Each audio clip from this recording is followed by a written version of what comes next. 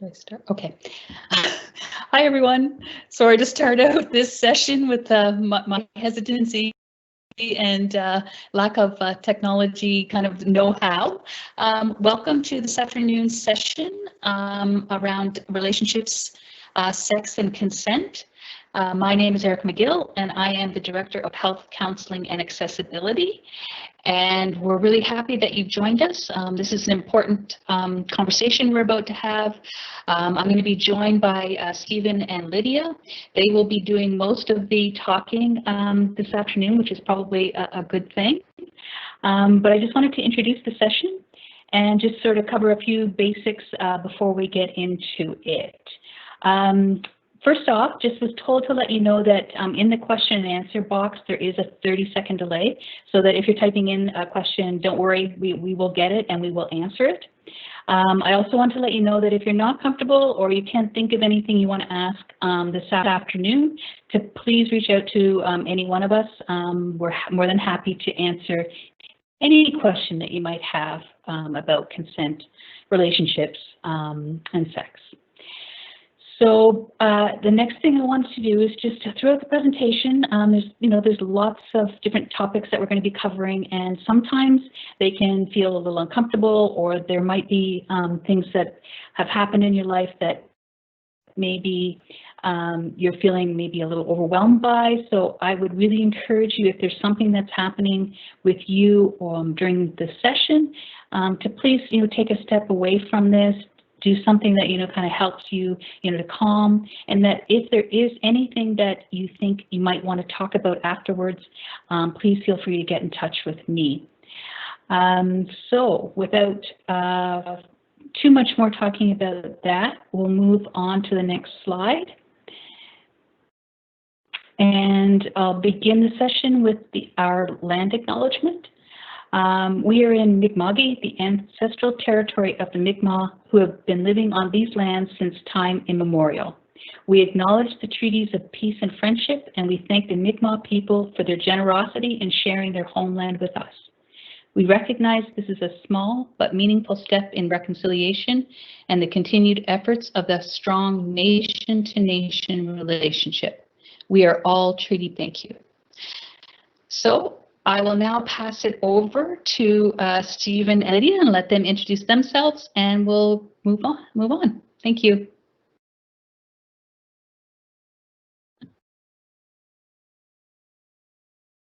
Sorry about that.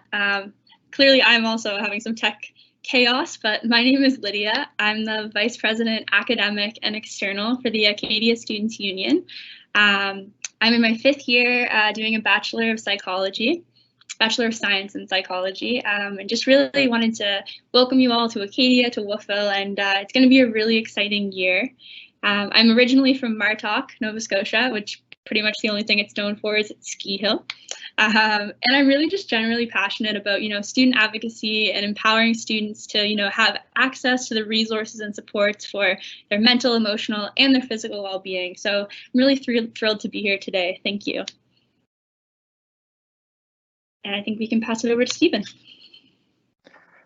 Great, thanks. Yes, as Lydia said, my name's Stephen Wilton. I'm the little guy in the sharp-looking outfit there in the picture. I've been working at the Counseling Center now for 2 years. I'm also the student liaison, which is more a provincially mandated position, so working in collaboration with the Counseling Center still to work on sexualized violence prevention and also just generally health promotion on campus.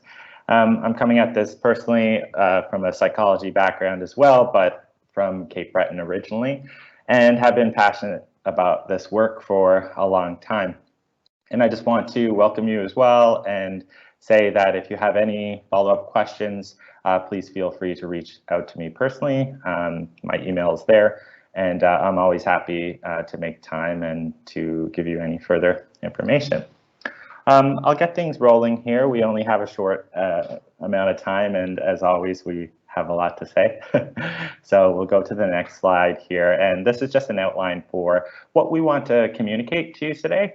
So we want to cover information on healthy relationships, sex positivity, and consent, and then give you some just basic resources that are on campus and off campus, and also a bit of basic information about how sexualized violence is handled on campus. Hand it over to Lydia. Great, thank you. Yeah, so as Stephen mentioned, we kind of wanted to start off this presentation by talking about relationships and what a healthy and positive relationship really looks like. So as you know, relationships are a really vital and necessary part of healthy living, although there's no such thing as a perfect relationship. So whether it be one with an acquaintance or a romance, all relationships really have the potential to enrich our lives and add enjoyment to our life. But it's important to acknowledge, they can also cause discomfort and in some situations could even cause harm. So yeah, I wanted to take a few minutes to kind of focus on what characteristics really do make up a healthy relationship. So a healthy relationship in this case is one in which two people can develop a connection, based on having mutual respect for one another, feeling you're free to express your thoughts and feelings safely without fear of judgment. And it's also about knowing yourself and your personal preferences and being able to really express and share your needs with the other person. And some of the other things that I think are really important in making up a healthy relationship as well is the trust and honesty and support and fairness, but also having respect for each other's boundaries, including sexual boundaries. So sort of to bring that back around to the topic at hand, you can kind of tell you might be in a healthy relationship if you feel like you can express yourselves on any topic without fearing consequences. You have the option of privacy at any time, and you feel comfortable saying no to things, which is a tough thing to do. For example, being able to say no to having sex without protection. And ultimately, healthy and positive relationships just focus on feeling safe and supported and respecting each other's preferences for things. So I think we're passing it back over to Stephen for the next one. Thanks, Lydia. And so following up on what Lydia said, what are the signs of an unhealthy relationship?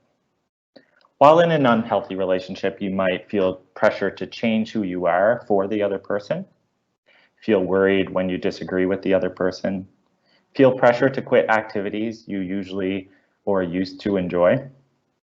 Notice one of you has to justify your actions, for example, where you're going or who you see and who you have friendships with and things like that.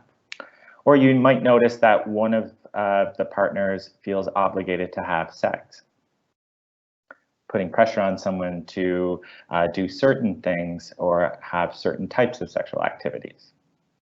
Or maybe you have a lack of privacy and may be forced to share everything with the other person, and someone's attempting to control or manipulate one of the other people in the relationship.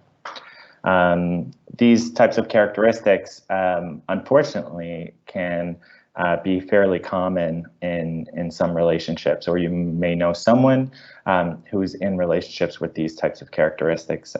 I was just talking to someone not too long ago whose partner forced them to have this Snapchat sort of app on all the time where you could see where they were on the map, just so because they were so jealous and insecure in the relationship. These types of things are characteristics that you may need help or support with, and Lydia will get into that on the next slide. Great, thank you. Yeah, so having had that sort of conversation around what a negative or unhealthy relationship might look like, it's really important to be aware of when you should or might want to consider seeking professional help about your relationship. You really should be absolutely considering seeking professional help if your partner ever tries to harm you physically or force you to do something sexually that you're not comfortable with. There are other circumstances where you could also might benefit from that professional relationship help, including if you feel unhappy in a relationship and you can't really decide if you should accept your unhappiness, try to improve the relationship, or end the relationship. It's also helpful to seek assistance, if you've decided to leave a relationship, but you find yourself still in the relationship and you're trying to kind of navigate that situation. as well as when you think you might be staying in a relationship for the wrong reasons, such as fear of being alone or guilt or things like that. And also, if you have a history of staying in unhealthy relationships, it can be really helpful to reach out to a counselor or mental health provider to kind of get their perspective on things, and they can help talk to you and work out challenges to see new perspectives and find a solution that's really healthy for both partners, but also prioritizes your mental, emotional, and physical well-being. Great, thanks, Lydia. Yes, so as much as we've gone through how sex can be a negative experience in a relationship if someone's putting pressure on you, sex can also be a very important part of a healthy relationship. And so we'll talk to you now about what sex positivity is. The term sex positive is quite broad. It's not always very well known. But in general, I think it promotes what a healthy sex life can look like, and what healthy sex healthy attitudes about sex can be. So in general, it's having positive attitudes about sex, and that consensual sexual activities can be pleasurable and healthy. It's feeling comfortable with one's own sexual identity and with the healthy sexual behaviors of others. It is important to note that asexuality is just as important on the spectrum of sexual identities. And if you are not interested in sex, that is just as valid of a choice. And you should never feel pressured or be made to feel inferior because of that choice. It's also okay just not to be ready for sex yet. This can be due to your readiness or cultural differences, or just for other reasons, which are probably no one else's business, and that's okay. When you're sex positive, you are open to learning more about sex. Think about your relationships as an opportunity to learn about someone else's approach to sexuality and try to learn together what works for both of you. Maybe most important is that every individual has a unique relationship to their own sexuality, and that their boundaries and approach to sex may be different than yours. And so how do you know how to navigate two different approaches to sex? And we very much advocate for communication and healthy communication around these things. So communication is very important to consent, but to sexuality health in general. You may feel it is awkward at first, but strong communication about sex really comes with practice. Whether that's sort of highlighting how you're not interested in sex, or you are, or specific boundaries around sex, really having the conversations are important to consent. And once you are familiar with how to navigate that, you will get better over time, and it's more important to sort of wade into the discomfort than sort of take chances on whether or not there was consent or whether or not you feel the same way about a certain sexual activity. Not only that, communication about sex and making sure that everything is consensual. Make sure that your sexual encounters are mutually safe and enjoyable. And so it can be very powerful to sort of be on the same page with someone in that way and explore things together, whatever that may look like. So Lydia will talk more about communication on the next slide. Thank you. Yeah, for sure. So as Stephen kind of mentioned, that communication and having that honest and open communication with your partner is a really huge part of sex positivity and feeling comfortable in the situation. So you should feel as though you can, talk about how comfortable you are with certain things, or some things you might not be comfortable with. And these interests and comfort levels really do vary from person to person. Some people might feel comfortable with things that other people really don't, and that's totally okay. So as you can see, like, here's an example of someone who's identified the things they're comfortable with or feel like they require out of a sexual encounter, as well as some things they might be interested in trying. They're not really sure how they feel about it, as well as some things that they know they don't want. And it's really important that you can feel like you can tell your partner about what you're comfortable with, and that you feel like this will be listened to and respected. And promoting compromise and finding out the things that work for both parties, so that both parties feel really comfortable and can enjoy the situation. Yeah. Great, thanks, Lydia. So on the next slide here, we talk about sexual consent. And so communication really is at the core of what consent is all about. And people communicate non-verbally and verbally. but we definitely are proponents of verbal consent because it's the most clear and articulate way that you can explain and communicate what you want and what you don't want. Although it's very important to be aware of nonverbal consent because some people show non-consent with nonverbal signs, and that might be silence or looking away and things like that. Things that I think Lydia will go into. But in the past, during these presentations, sometimes many students didn't know what consent was. But over the last couple of years, when we've run these sessions under Erica's guidance, more and more people know what consent is and have at least a basic understanding of different components of consent, which we're very happy about. So some of this will be review, and some of it will hopefully expand on that basic knowledge that maybe you already have. But consent is present in many different aspects of life. So it's very easy to think of analogs, whether, say, you're going to pet a stranger's dog, or say a parent forces you to hug a relative. This is a very common sort of experience where consent isn't necessarily always around us or practiced. And so it's important to see that out in the real world and sort of learn from that and make sure that we're practicing using best practices with sexual activity, because ultimately the stakes are higher in these types of activities than, say, not asking someone if they want cream in their coffee and whatnot. But it's very important to be practicing consent regularly, and especially important with sexual activity. So consent is non-negotiable. That means that it's not okay for it not to be there. It needs to be there for sexual activity. If it's not there, then that's sexual assault. It's part of sexual activities for people of all genders, sexual orientations, cultures, and ability levels. Consent is not only important, but absolutely necessary to have healthy, legal, and ethical relationships. Sexual activity without consent, again, is sexual assault or rape. It is the responsibility of the person who wants to engage in physical contact or sexual activity to make sure that they have the consent from the other person involved. But consent for sexual activity is not a contract, in that once you give consent, you can revoke consent, or another way to think about it is it's reversible. And so ongoing means that once you agree to something, you can just say that you don't want to do that anymore.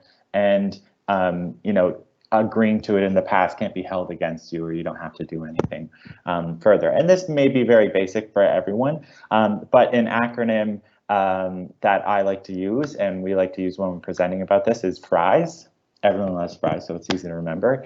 And the F is for freely given, which means that they're not put in any position of where they're coerced or they're being pressured into something, or there's no threats or anything like that.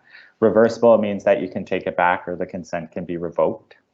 Informed means that you know what you're agreeing to. So if, for example, I agreed to have sex with a condom and then someone took the condom off or something like that, then that's not informed consent, and that's actually a form of fraud and sexual assault. So informed means that you know what you're agreeing to and that doesn't change and doesn't advance without sort of a further consent and ongoing consent. Enthusiastic means that, as we said before, there's verbal and nonverbal signs of consent, but sometimes even when someone gives a verbal sign of consent, there may be a lot of hesitation, or maybe they feel pressured by their peers or by, getting older and feeling like they should be in a different place. And so they give a very hesitant yes. I think that's definitely a sign of non-consent and that someone is having doubts. And so it's worth communicating very clearly about the sexual activity in that moment to make sure that someone's feeling enthusiastic about what you're doing and where things are advancing to. And then specific kind of goes back to informed. So, if you're asking for consent, do you enjoy this, or would you like to do this? You're specific about that, so that you're not agreeing to one thing and then it changes afterwards. And one rule of thumb that we like to use is that if you agree to something and there's another level of intimacy where things are advancing, at each new level you should check in some way or another, and make sure that you have some verbal consent or very clear signs of consent that things are okay at each new level of intimacy. Great, thanks. Great. Yeah, no, I think, oh, sorry, Stephen, this is you. Oh, that's okay. My bad. So we have another slide here on cyberbullying. I think maybe this is particularly important for obvious reasons today, because many of our interactions and our university activities and things like that are happening online. So people arguably are online more and interacting with people they don't know very well more online. And sometimes that means using personal accounts on Facebook or other social media, which can just open up new risks and open up new opportunities for people to abuse these new formats. And sometimes that is happening, so we wanted to talk about it. So cyberbullying involves the use of communication technologies such as the internet, social networking sites like Facebook or Instagram, websites, email, text messaging, and instant messaging to repeatedly intimidate or harass others. So cyberbullying affects victims in different ways than traditional bullying. It can follow a victim everywhere, 24 hours a day, 7 days a week, from school, after school, to the mall, and all the way into the comfort of their home. Usually safe from traditional forms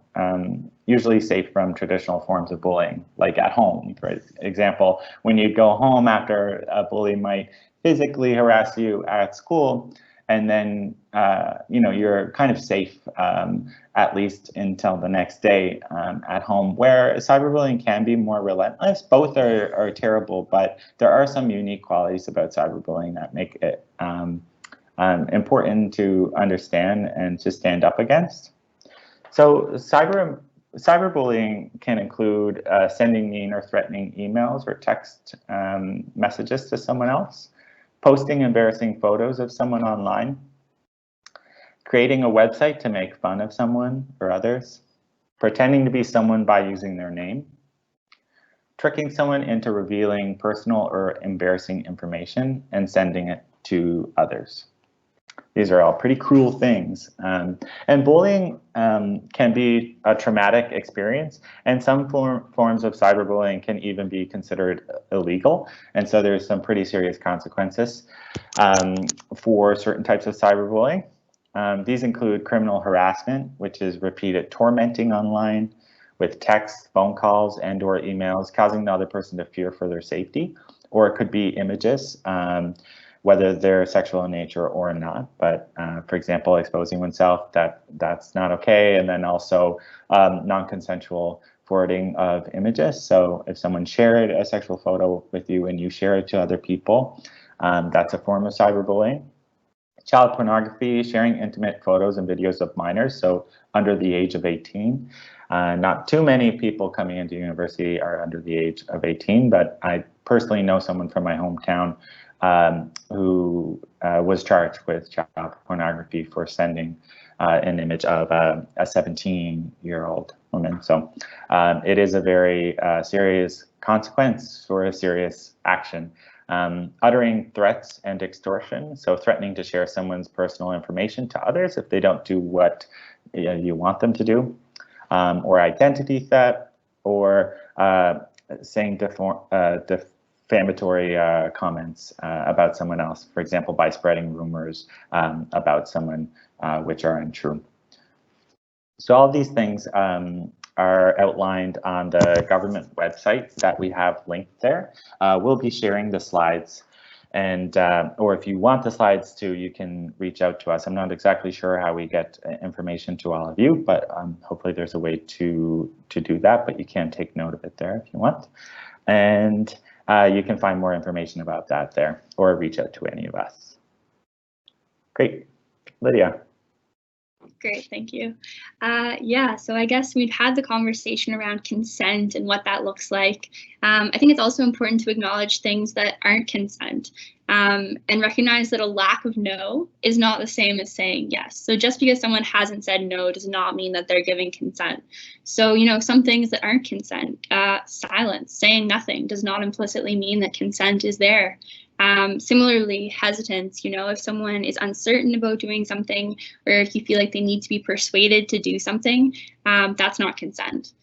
As well, if you're in a relationship with someone, that doesn't mean you're automatically entitled to engage in any sort of activities without their consent. Having had sex with someone before, you know, someone might consent to having sex one night and not the next, and that's okay, because that wouldn't be consent either. And as well, you know, consenting to one act, but not all acts, you know, because as we remember the chart that we brought up earlier, different people might have different things they're comfortable with and other things that they're not comfortable with. And just because they've consented to one thing doesn't mean they're comfortable with doing other things. A few other examples, you know, being under the influence. You can't give consent if you're under the influence or inebriated. So that's really something important to keep in mind. As well as things like flirting, sexting, or your choice of clothing. None of those represent consent in any way.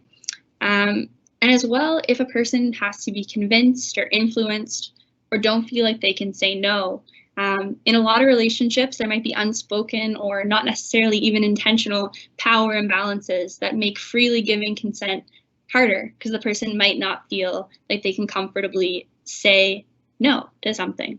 Yeah, there's many other examples, but I think it's really important just to be aware that someone not saying no, that does not mean that they're freely and enthusiastically giving consent. And it's really important to kind of check in with your partner, make sure what they're comfortable with, and that they're continuing to feel comfortable moving forward. Great, thanks, Lydia. So a follow-up on what Lydia is saying, that, you know, what consent doesn't look like. Sometimes even with a verbal consent, when someone does say yes, it's not very consensual because there's coercion involved. So coercion is persuading or manipulating someone to consent for sexual activity using force or threats. When people are coerced, they're not saying yes on their own terms, and that's why it's not consensual. So most people wouldn't think of kissing or touching to be sexual assault. Most people would consider those things to be basic flirting or sort of minor activities, sexual activities. The problem isn't in the behavior, but the context of the situation in which the behavior occurs. What if the person kissing you is your boss or your coach or someone who outsizes you by several inches and pounds and is your only drive home that evening? Can you freely consent or reject the advances in these situations? Maybe not. Maybe you feel intimidated. Maybe you feel that there's something greater to be lost in rejecting someone than in accepting the act. So this kind of highlights sort of the main pillar of coercion, is that you're feeling pressured or you're feeling that there's a consequence if you don't say yes to someone's request. And so we'll just go through the following 5 different examples of coercion, but there are more. And so pressuring, that might look like repeatedly asking someone until they are worn down. So this is in psychology, I've seen it called post-refusal persistence. So after someone's refused something, if you persist and you wear them down, that's a form of pressuring someone. And if someone gives a yes after a lot of pressure, then that's a form of coercion. Also threatening. So for example, I'll break up with you if you don't have sex with me, or I'll break up with you if you don't do this act, or send me a nude photo while I'm at work, or whatever.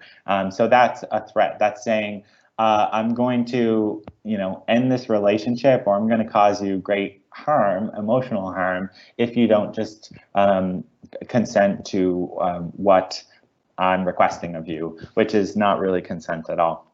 Intimidation, so smashing something when someone says no, showing that you can be violent or aggressive or overpower someone. That could be a form of coercion. Blackmailing someone, I'll share this pic of you if you don't send me another one. I personally have worked through a nightmarish situation with someone who was constantly being blackmailed to do certain things. And she was scared if she didn't do certain things that they were going to share information about her or private pictures of her.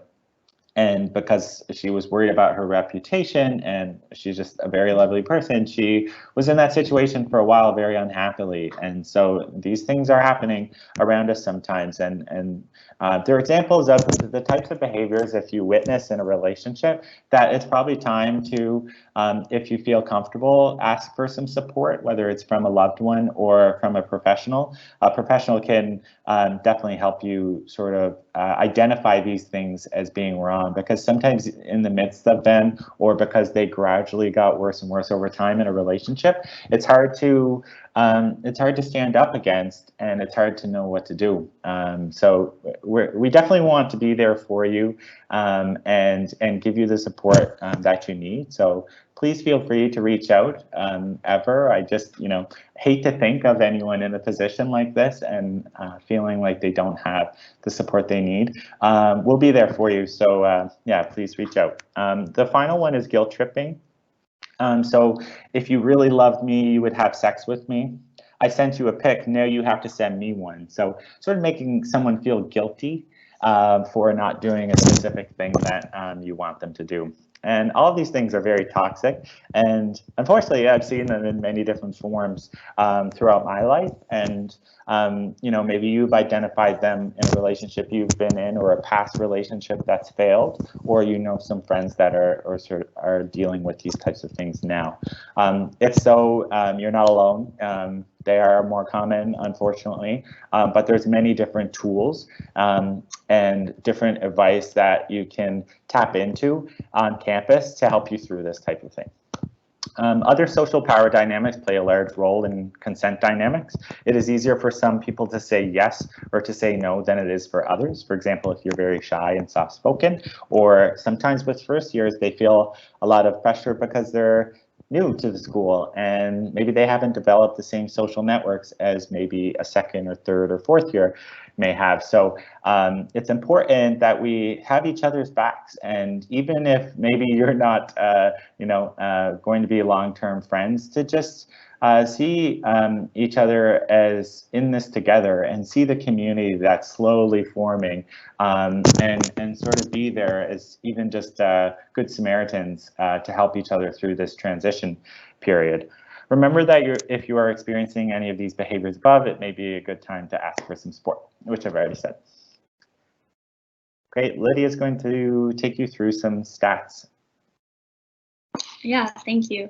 So I think we kind of just wanted to acknowledge the prevalence of incidences of sexual assault, both among the general population, but also disproportionately among the student population.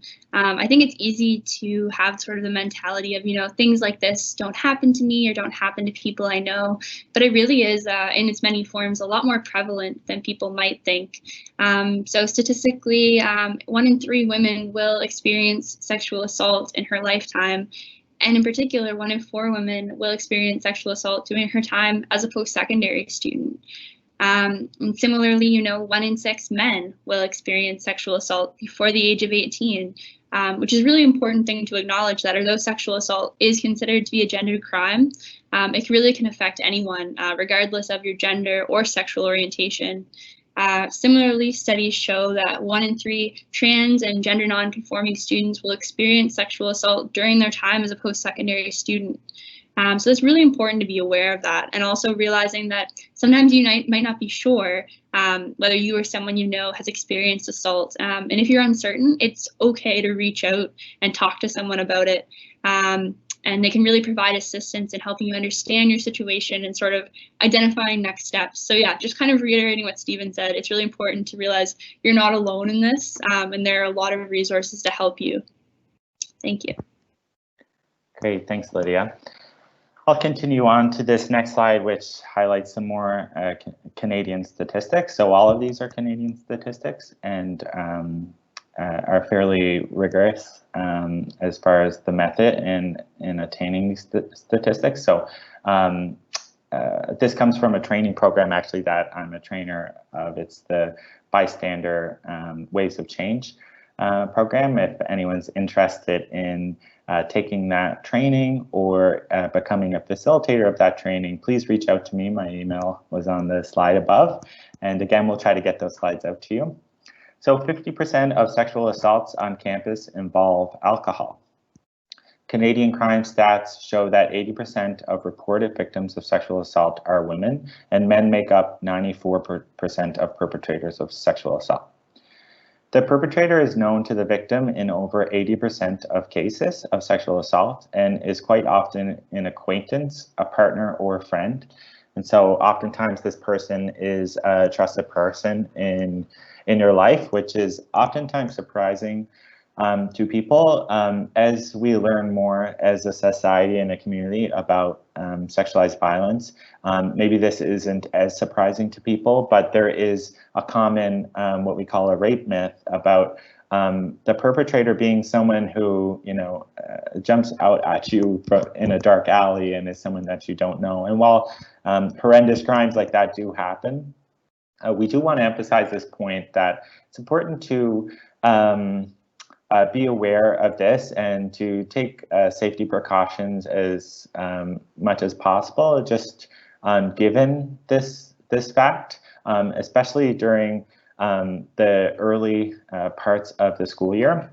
This time is called the red zone for a reason. It's actually that sexual assaults increase staggeringly during this time, and some of the explanation of that is that maybe people aren't as integrated into the campus or don't know each other as well, and perpetrators will take advantage of that. And while we want to center the responsibility of these crimes on the perpetrator and that it's no one's fault for you know, being victimized in these situations, it's important to know the high-risk times and places where sexualized violence can be more prevalent so that you can avoid it as much as possible.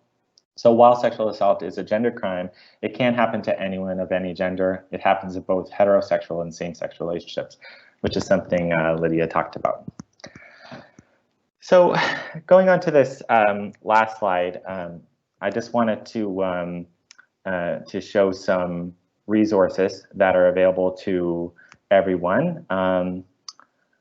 Erica, Lydia, and I put these together, and so they're on campus and off campus supports. Again, you know, we hear about sometimes people needing therapy of any sort. Maybe that's with a counselor or psychologist. And people will sometimes drive an hour outside of their town, say to Halifax or somewhere else, to get therapy. And that's for a reason, because that extra layer of confidentiality or privacy that you feel sometimes when you go out. So really, if any of these community resources make sense for you, or if you need any more information, please come to us. Sometimes we realize that it's not as comfortable to be on campus. There's a particular sort of roadblock sometimes with this now, that therapy can be offered online and over like sort of telecommunication sort of therapy. And if you're feeling like you can't comfortably have those conversations in your dorm room, please reach out to us and we'll arrange a way for you to find a private area where you can go and have those discussions, or we'll look at other options just so that you can have the help that you need. And confidentiality very seriously, and so if that is something you're comfortable doing, or you can explore these resources on your own. Lydia, if there's nothing else that you want to add at this point, we can sort of start to field some questions that have come in. Yeah, absolutely. Go ahead.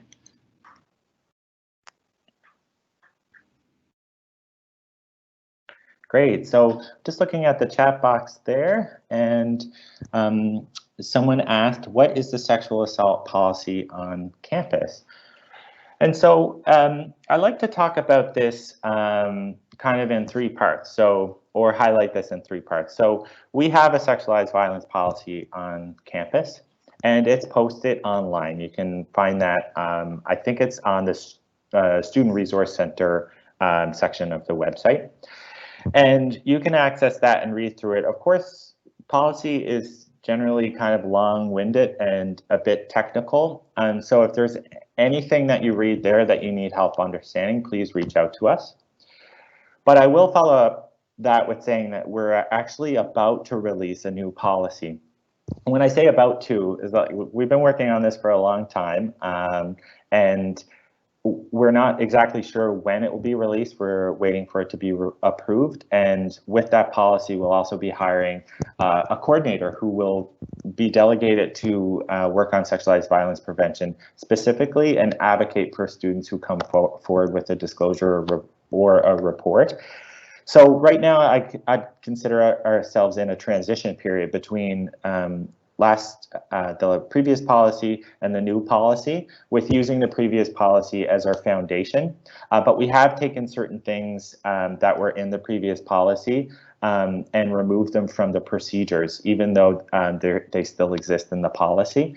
And so we have a guideline for that that we could send out with the slides. It's a student sexual assault response card that just highlights or explains what you can expect when you report to different areas on campus. And it also has some of these resources on the card as well, so we can share that. And so, yeah, we're slowly transitioning to a policy that I think we're all really proud of on the Sexual Health and Process and Procedures Committee, of which Erica, Lydia, and I are all members of. And I think it's going to be a great update, but we're here to support you in the meantime and through this transition. We take that very seriously. You know, I think all campuses are going through some transitions in this area, and will improve over time. So if you have any more information, just ask that. Is there any counseling about sexual identity? Erica, do you know any information about this? Yeah, absolutely. You know, if asking the question, you know, about, you know, your sexual identity is quite, you know, a natural, you know, wondering, and we do explore at all times, you know, who we are in a physical and sexual way. And yes, all of our counselors are able to have a conversation. You know, it's a safe space to go if you haven't maybe, you know, talked to friends or family about, you know, that question and or that wondering about. There's a few of us who focus on 2+ LGBTQ populations. So there's, you know, ways of finding out more. There's peer support on campus. If you're not, you know, thinking that you want to talk to a counselor or a therapist, please talk to the peer support. We have the Pride office, we have the Women's Center, and we have the Acadia Mental Health Initiative. So there's definitely people you can access in a confidential and private way to kind of explore and wonder and see kind of where you're at around your sexuality or your sexual identity. So definitely, yes. Great, yeah, and I certainly feel comfortable supporting anyone through any of those questions as well. And I'll also say that the training that we offer definitely does talk a lot about sexual identity, and but it is through the lens of sexual assault and things like that. And so for more broader questions about identity, you know, there's plenty of resources there, and yeah, I'd be happy to connect with anyone on that as well. And I'm sure Lydia would be too. So I'm just looking at the questions here. Is consent and assault training mandatory for students? Right now, consent training isn't mandatory for students.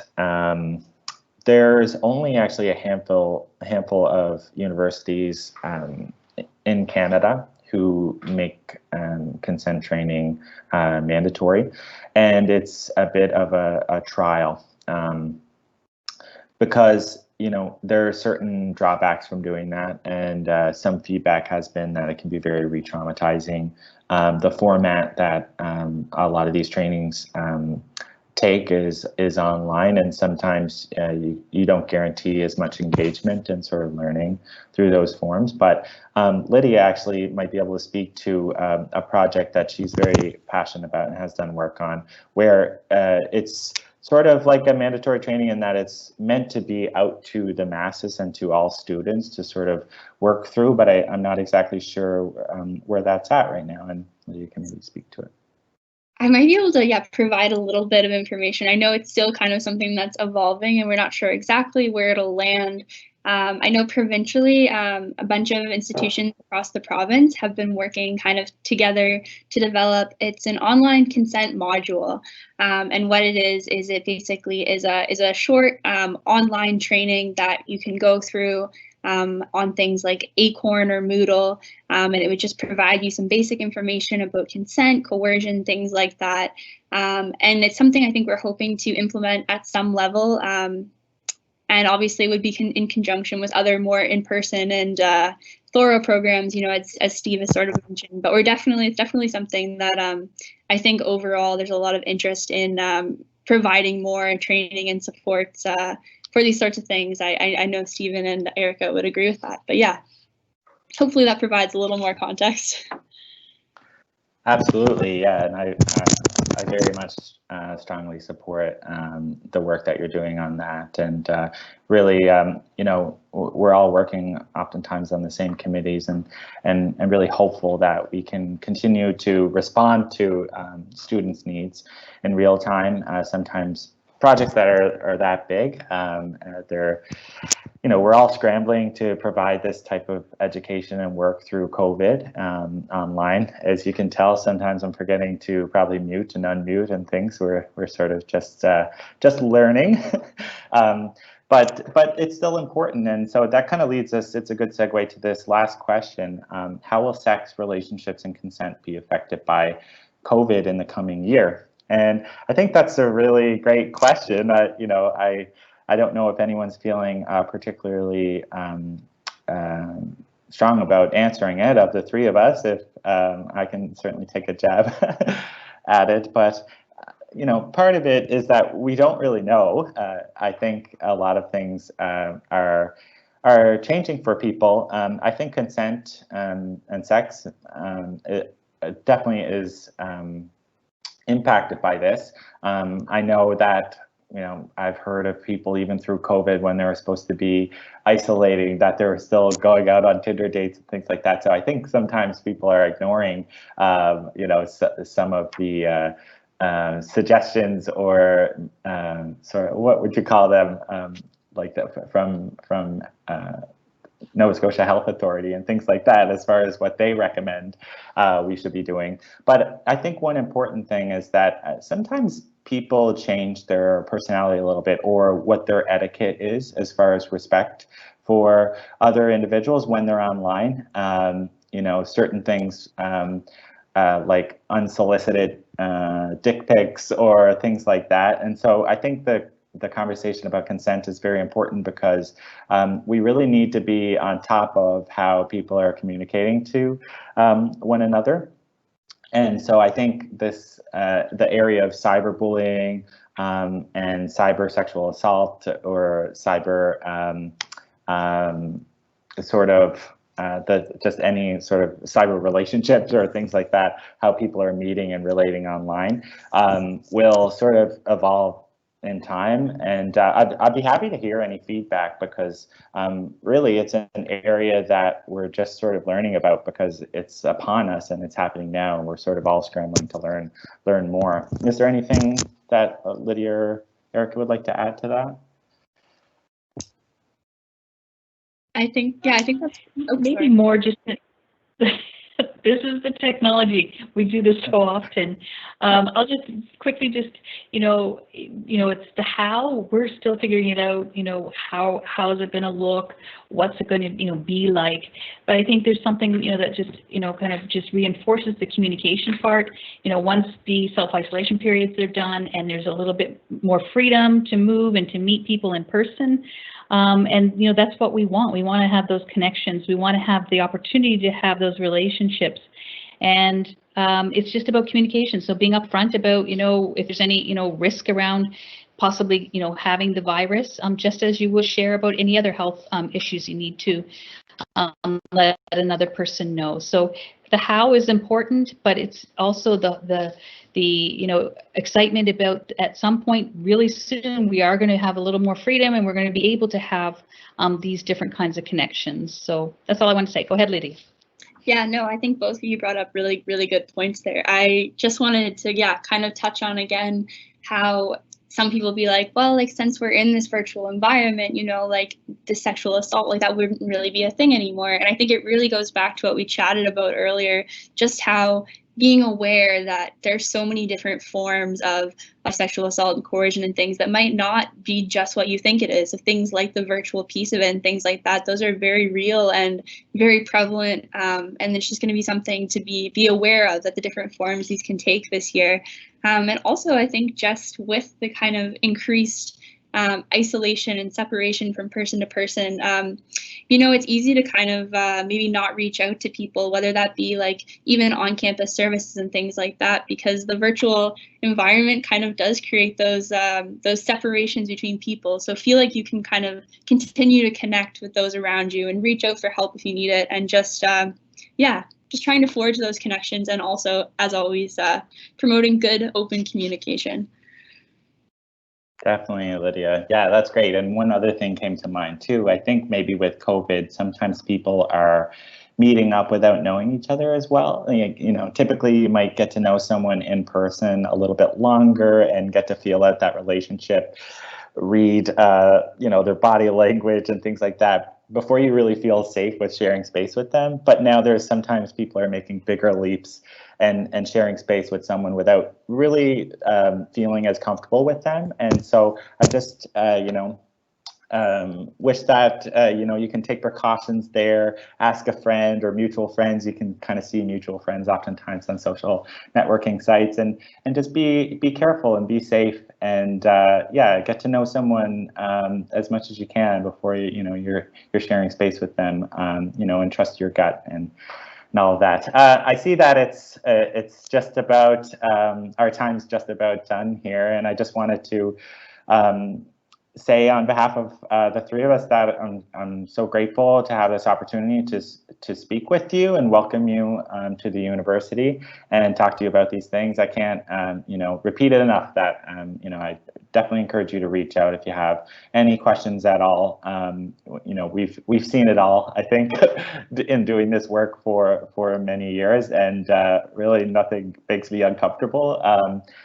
Talking about these things and being a support for someone is really meaningful work for me, and that's what I've seen in Erica and Lydia too. And I don't know if you want to sign out, Erica and Lydia. I think you did it well, and thanks everyone for joining, and I look forward to when we can meet in person. Oops. Yeah, did it again. Just the same thing. Sorry, Erica. Once again.